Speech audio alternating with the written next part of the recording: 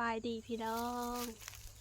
สบายดีFCทุกคนเด้อพอๆกันคือเก่าเด้อพี่น้องเมื่อนี้อยู่ไห้อยู่นาเนาะกะชาวมาซาได้หยุดงาน2-3 มื้อแล้วเพิ่นพักปีใหม่พี่น้อง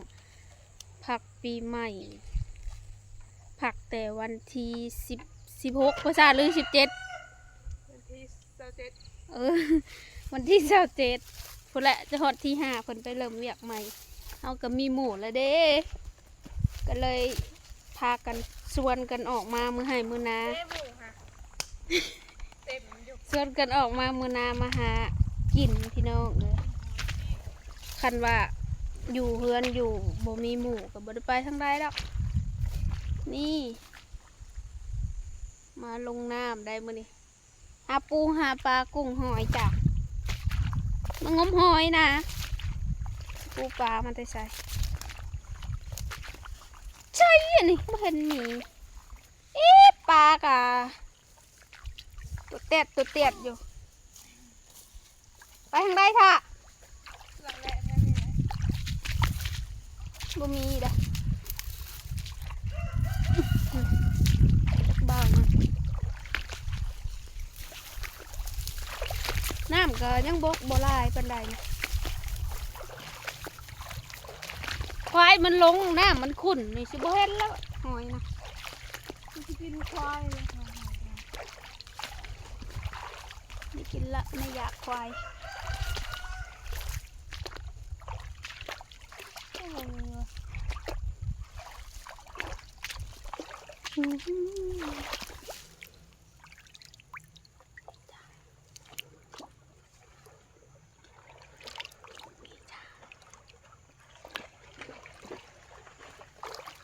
ก็ได้สองหน่วย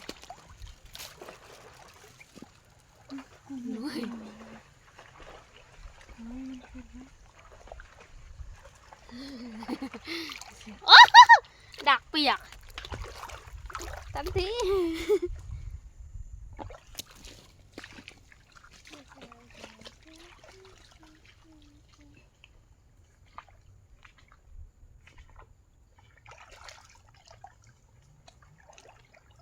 หน่วยกับบ่ใหญ่บันไดนะพี่น้อง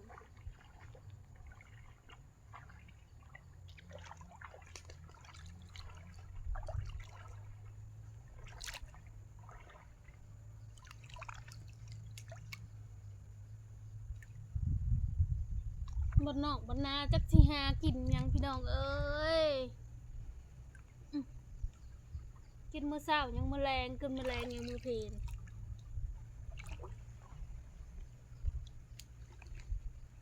กินข้าวก็กินมื้อละ3 ค่ะ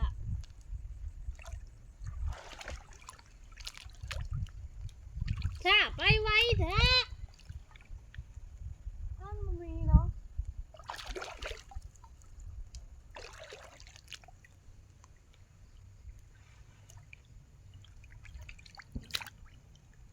น้ำบกแห้งบ่มีเนาะ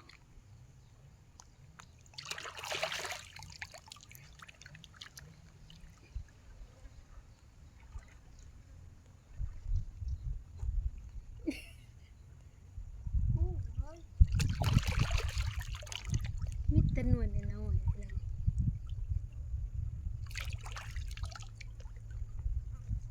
แม่นมึงไปหาเลือกเอาตัวหน่วยใหญ่มันบอก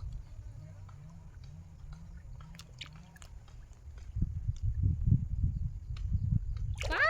กุ้งล็อบสเตอร์เฮ้ย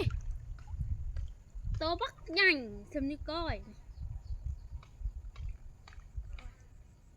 ชาเอาแหน่งมาสอนจักวันได้กุ้งเนาะเออขาดลายบ่มันบ่ได้ห้อยสอนนะกุ้งนี้นะเมื่อกินก้อยกุ้งเต้นนี่อ้าวสอนตามแคมมันเป็นยัง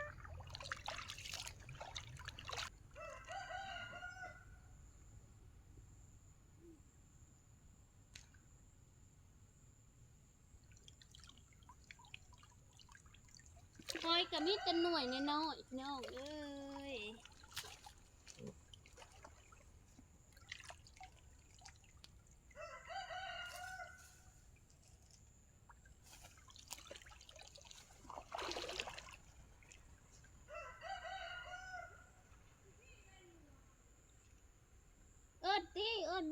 บ่เห็น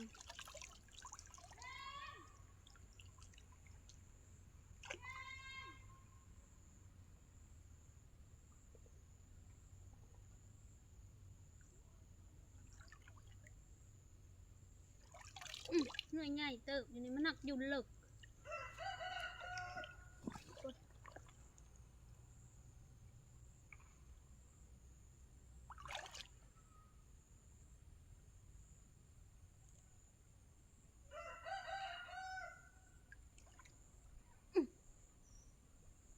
โอ้ยเผื่อจะได้กินหอยหน่วยหนึ่งพี่น้องเอ้ย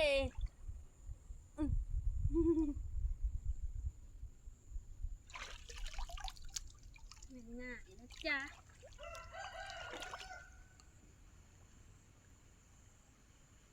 ธรรมชาติไปแล้วปบน้ำเลิกว่ะ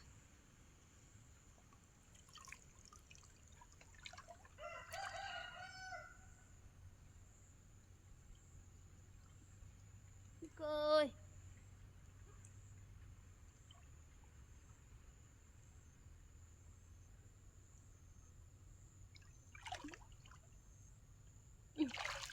มันหล่นในหัวอยู่เดียว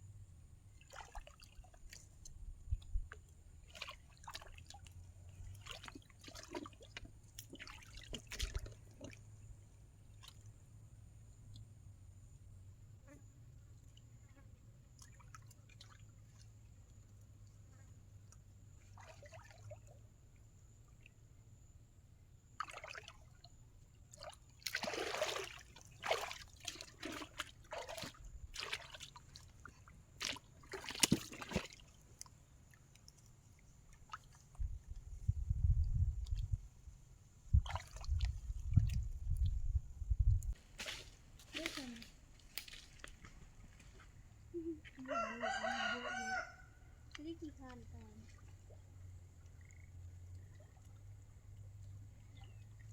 ไม่มันได้สักพูดกำลังเองพูดได้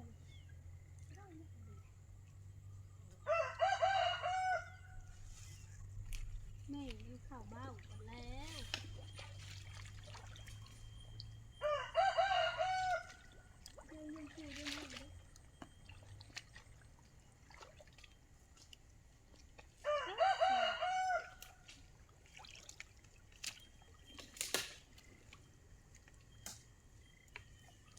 งัวสิมืออะไรยังสิไปนำงัวอยู่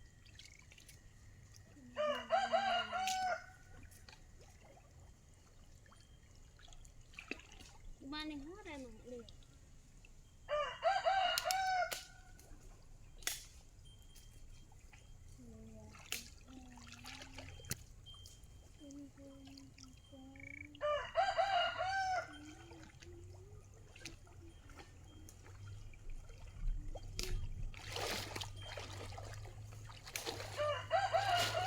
บอดถูกกระปานะปลาอย่างงมหอยแล้วพี่น้องมาเบิ่งอ้ายตึกปลาก่อนเด้อ สิได้สิมันหรือบ่มัน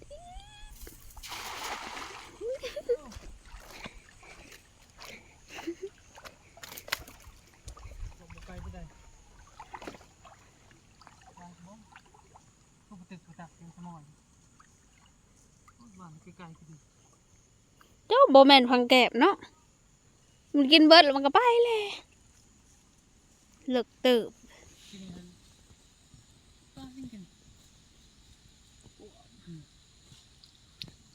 เดี๋ยวเบิ่งพี่น้องจะได้จักโตนี่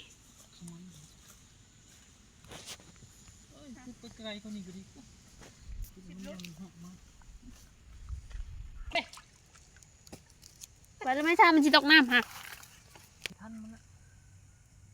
ลงไปหาเลือกเอามาใส่อยากได้ปลายังก็ได้น่ะกูปลาเข่งเลยพี่น้องกูอยากได้อะไรแหละมาพี่อย่าดึกมันรูดได้มันกูซื้อมาปิ้งกินเจ็บลูก มืด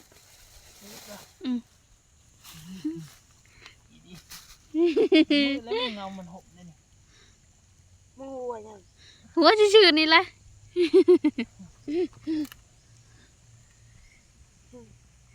จะกันหน้าตา เอาปลาหน้าทองพี่น้องปลาในทอง ไม่แข็งเว้ย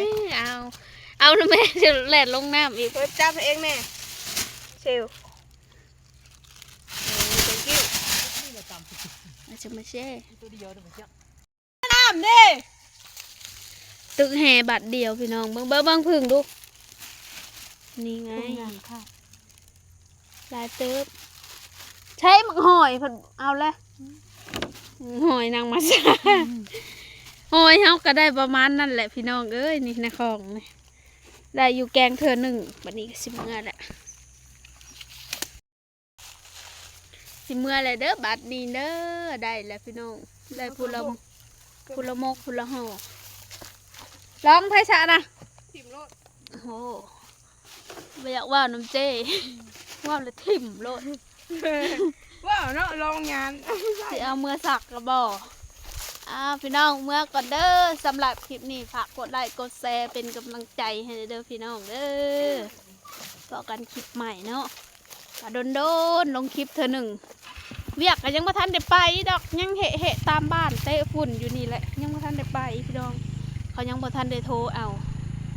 หลังปีใหม่พูนหลังปีใหม่ก็บ่ฮู้ว่ามื้อใดสิโทร